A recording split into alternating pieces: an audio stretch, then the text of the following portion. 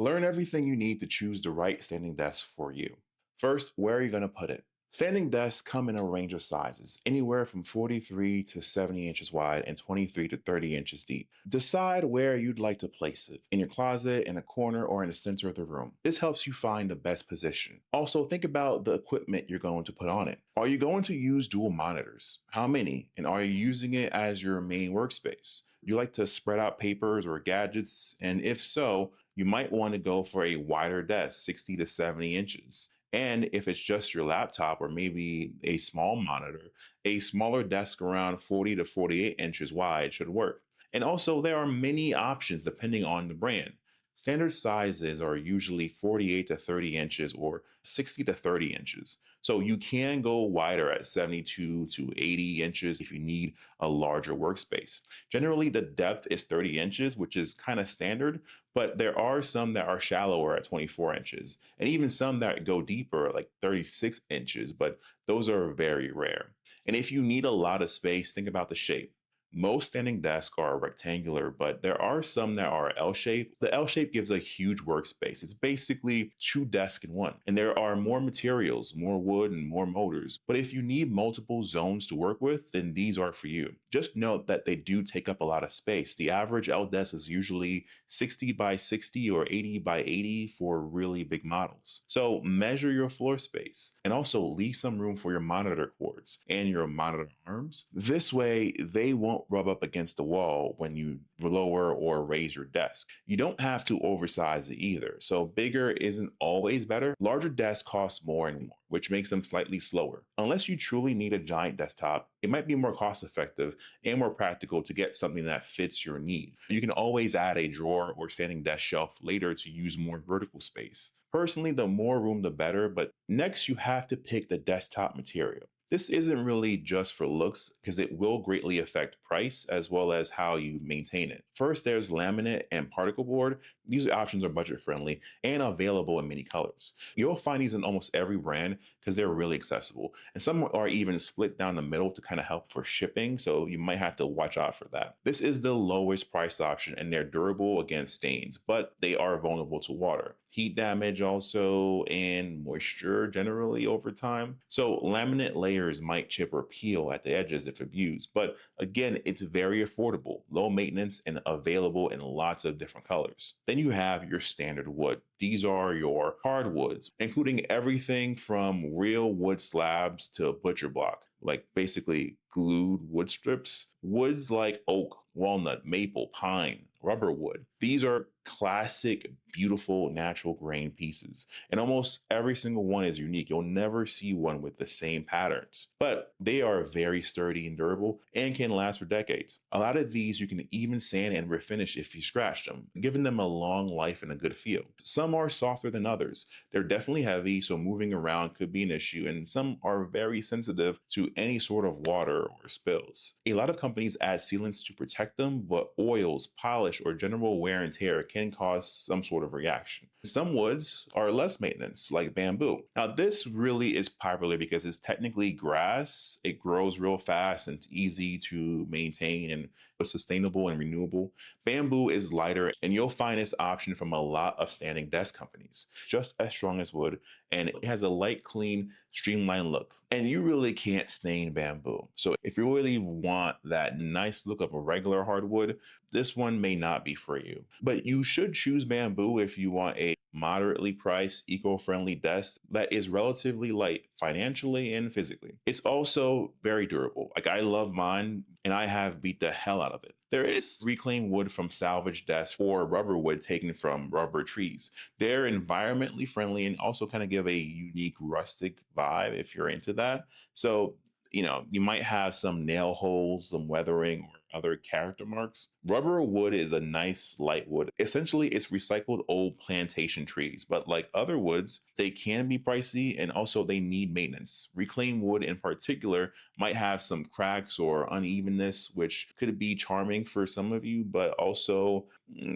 things can get in there. Anyways, if you want everything perfect, you might want to be careful with these. There is glass. It's a little bit less common, but it's a good option if you're looking for a sleek, modern look. Glass is very easy to clean with no worries about maintaining it. They can be expensive, also less durable, and also smudge city. And then you can also drop things on it that might chip or crack. So you probably don't want to use this if you're going to do arts or crafts. They are smudge magnets, so you'd probably want a desk mat if you're using it in a sunny place because reflections can and will show. But if you love that clean aesthetic, then these are for you. Just know also the price won't be. Now, there are epoxy resin, and these are my favorite because they are a great option because they usually combine other woods with epoxy. They are beautiful and you can customize them to create a one of a kind design with colors or embedded objects. And if you really want to make a statement piece, this is for you. They're extremely durable and can last for years. But the main issue is costs. Very expensive. They're also heavy. So think about epoxy and wood slabs. They weigh a lot and need a stronger base. So you'll mostly find these with a four-legged desk. If you have the budget and you really want a very durable and just beautiful desktop,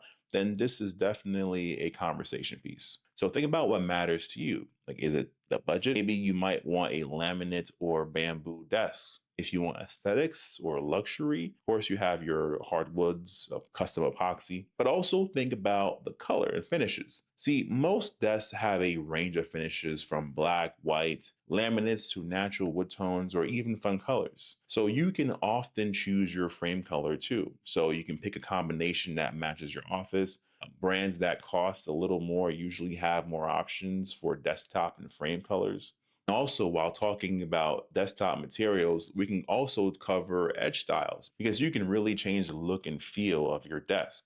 There's live edge. Now, this is where they keep the natural edge for your wood slab. Usually it's wavy and organic looking and really gives a unique rustic vibe, very naturey vibe. But also, you'll mostly see these with premium woods or epoxy river tables.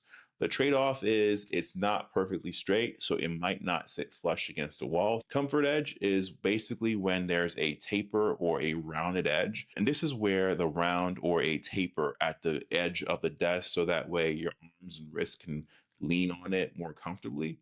And it's actually really nice for long work sessions. Most quality desks have at least a slight round over, so you should be good. Then there's your curve edge. Some desks have a slight inward curve on the front edge, which kind of wraps around you a bit. And this can be more, I guess, ergonomic and give you a little bit more reach on the surface. But usually you have the square edge, just a clean, straight 90-degree edge, a very modern and kind of streamlined design. Cheaper desks often have this because it's very easy to manufacture. Most people don't think about the edge until they're using the desk every day. But if you're going to be leaning on it a lot, a comfort edge or a slight curve might make a real difference on how it feels. But the live edge always just stands out. Frame design. This is the foundation of how it moves and how everything looks. Generally, the frame design determines how stable the desk is, how much weight it can hold, and also what level of accessories you need to get. Leg count. So there are 2-leg, 3-leg, and 4-leg options. The majority of desks are usually 2-leg supports, but there are 3-legged frames for L-shaped or U-shaped corner desks. Now, these have 2 legs on the main parts and 1 leg on the center part for increased stability and also reduce wobbling for larger setups. 4 legs are the realm of the real premium desk because you have more motors and more material for the 4 legs. A 4-legged desk gives the most stability and also weight capacity with 4 points of contact. Most of these desks can lift anywhere from 400 to 500 or even 600 plus pounds.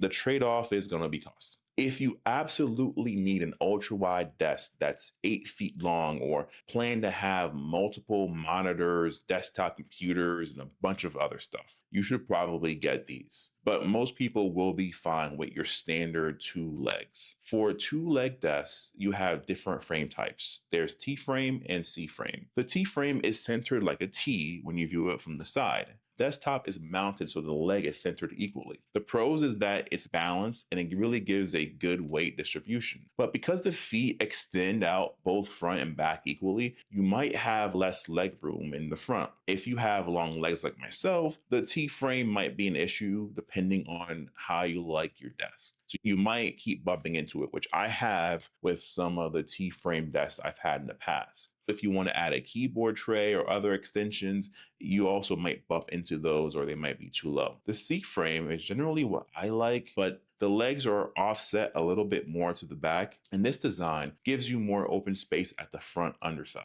which is good for mounting keyboards, trays, drawers, or just extra leg room. And also, it can hold just as much weight. These do have a slight more wobble because all of the weight is on one end. But for me, that's never been an issue. Also, most desks have most of their gadgets towards the back, anyways, so it's still well supported. But generally, this isn't a problem that I've ever seen in any desk that I've had or reviewed. And there's stability and crossbar. So, one concern with standing desk is wobbling at any height. Generally, I don't really think it's a big issue that most people make it out to be. But let's talk crossbars. Older and cheaper desks often had a crossbar that connects the two legs. Usually, half for someone with long legs like me, that's an issue. This was to kind of help prevent wobbling, but also a lot of new desk technology improved, so you really don't have this issue anymore.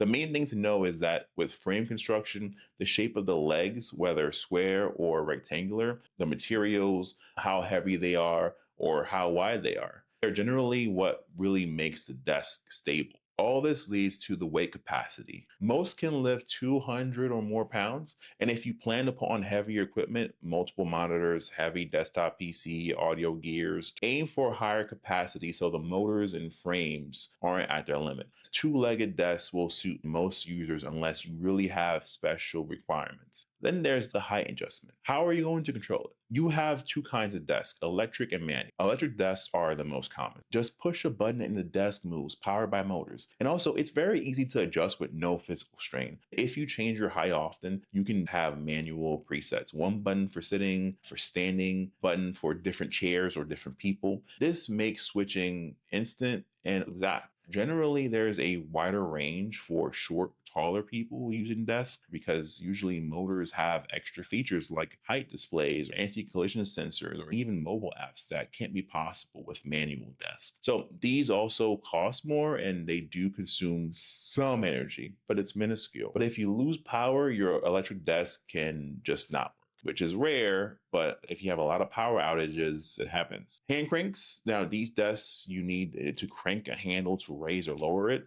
And it's simple, it's cheaper, nothing really to worry about besides turning your crank so that the desk rises or lowers. The only issue is effort. You have to raise and lower every single time. And then there's going to be less of them. I wouldn't recommend this for a desk if you plan to move a lot or use a lot of different heights.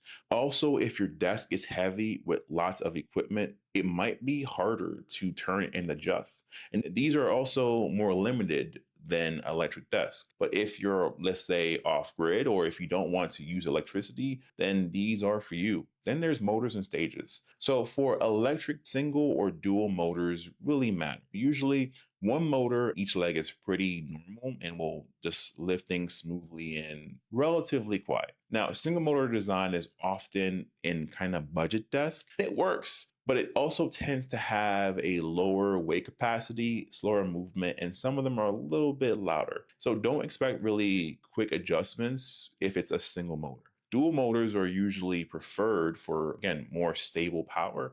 The cost is usually justified by the performance. Ultra high end desks with four legs might have quad motors. There are some four legs with two motors, which are still pretty good. But for the quad leg, quad motor, every leg has its own motor for maximum power.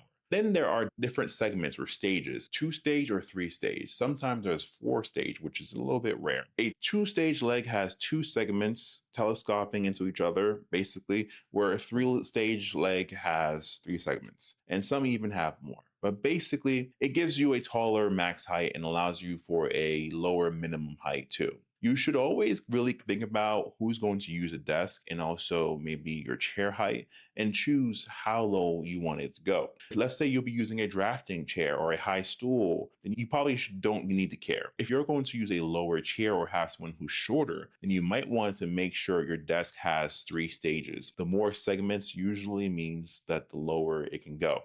A desk with 3 stage legs might have a range of 24 inches to 50 inches versus a 2 stage, which might have 28 to 46. Then you also have to think about controllers. Most desks have up or down buttons. Better models usually have 2 or 3, sometimes 4 memory presets. So you can use it for sitting, standing, different chairs, different people. And it's also super handy and easy to set up. Some controllers have height displays, which is really kind of standard, but there are some rare ones to cut costs who don't have it. Now, of course, these show you the current height, which you can lock and save for future use. Also, some have really advanced features like anti-collision, which is becoming a lot more common. Generally, if you put something down or if it hits something like your child, rather than trying to keep shoving it down, it will stop and reverse it. Most standing desks move about an inch a second, and they're not really loud. Most half-decent desks are quiet. If you have the door closed, no one will hear it. Only people who are in the immediate area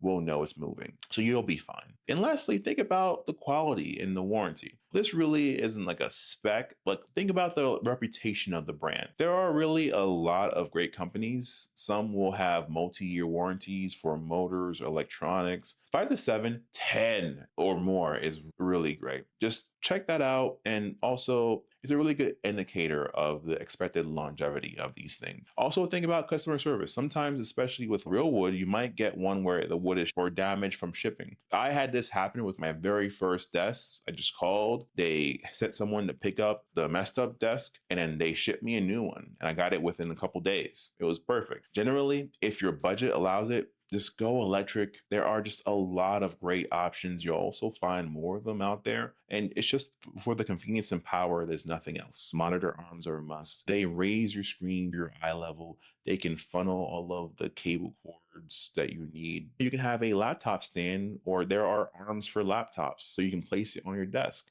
If you're choosing a smaller desk, this really maximizes space and would be helpful. Keyboard trays, some people really like them, but I think the beauty of a desk, especially if you have a monitor, is that you can lower it to the perfect height for your arms, and then you can raise the monitor to the perfect height for your eyes. So you don't really need a keyboard tray, but if you want one, think about that too. Some desks will have it while you're ordering them, so that way you can have it attached, or the company might have that option for you. Just make sure that there's clearance for your eyes and thighs. Some companies have their options, but you can find sometimes a lot cheaper and a lot more options from a third party like Amazon. Have custom solutions to cable management, and they're really good. So you might want to give it a look. And also, again, you can buy your own too, unless it's integrated with the desk. Just cheaper and more affordable if you buy it from a third party. Power outlets. Now, these generally come with a desk.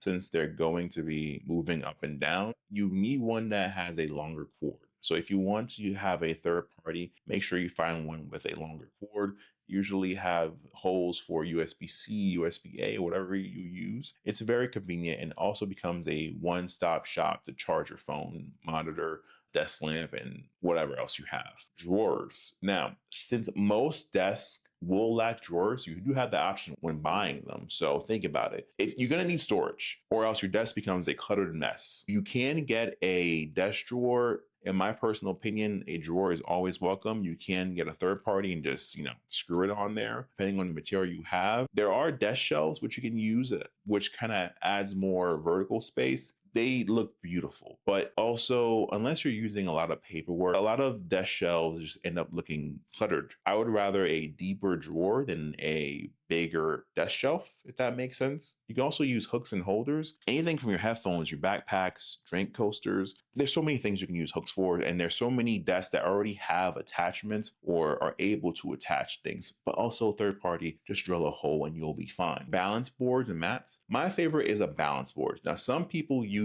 anti-fatigue mats, because one thing people find is that standing for long periods of time can be uncomfortable. Some people prefer mats because they're good cushioning and they reduce the strain on feet and knees. And some people say their back. I love balance boards because they kind of reflect the natural back and forth of walking. So you relieve the pressure from your feet. It's also a nice little, not a core workout, you're not sweating, but a nice little fidget toy in a sense, you know? Some desk companies don't have them, but if they do, just think about maybe trying one out. You might want to take a break from standing. Now, there's so many different options: ergonomic chairs, stools, kneeling chairs, and there's also a new desk out there where it can go all the way down to the floor and you can cross your legs or just sit on your butt. There are also under desk treadmills and bikes. If you're really thinking about your health, then you might want to think about some of these treadmills. Usually bulky, hard to move, a little bit narrow, they're loud, and also the belt might shift to one side. You have to fix it. There's maintenance, there's lubes.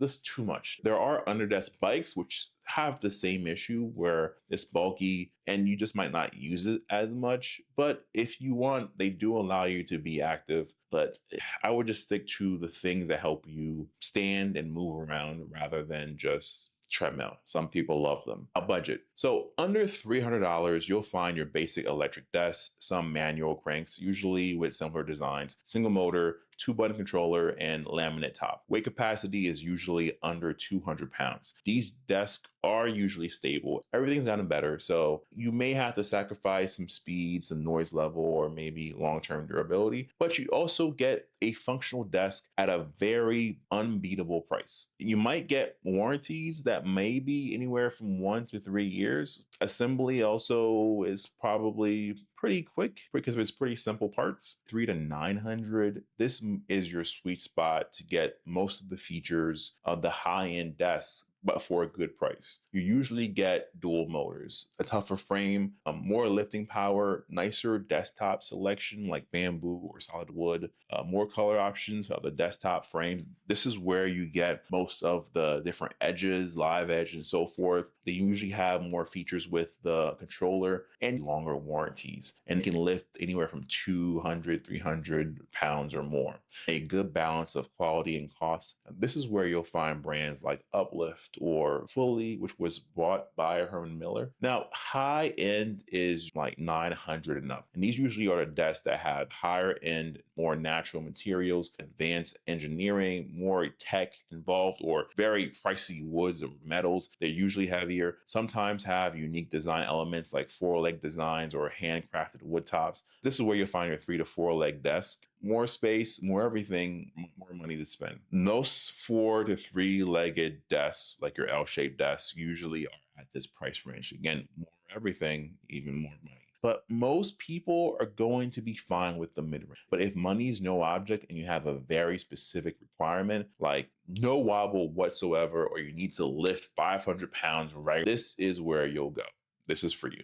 Now, if you're interested in popular brands, Uplift Desk, FlexiSpot, Autonomous, Branch, like VORII. There are others like IKEA has their own. Most furniture brands usually have their own standing desks. Finally, think about shipping. Basically, some desks, especially heavy ones with larger tops, come in mini boxes. Assembly takes anywhere from 30 minutes to an hour with 1 or 2 people. I would recommend going for 2 people because you'll need help. I would get an electric drill. I would buy drill bits, especially hex bits. They will save your hands and also time. Just always get a second person to help you put it together and also lift it up. And with all this, I think you can be comfortable in choosing and knowing much more about a standing desk, but also finding the specific requirements. If you have any standing desk questions, I can definitely answer a lot of them in the comments below because I have owned or reviewed almost 10 desks myself within like a 4 or 5 year time. I do plan to test more cool ones in the future. So let me know.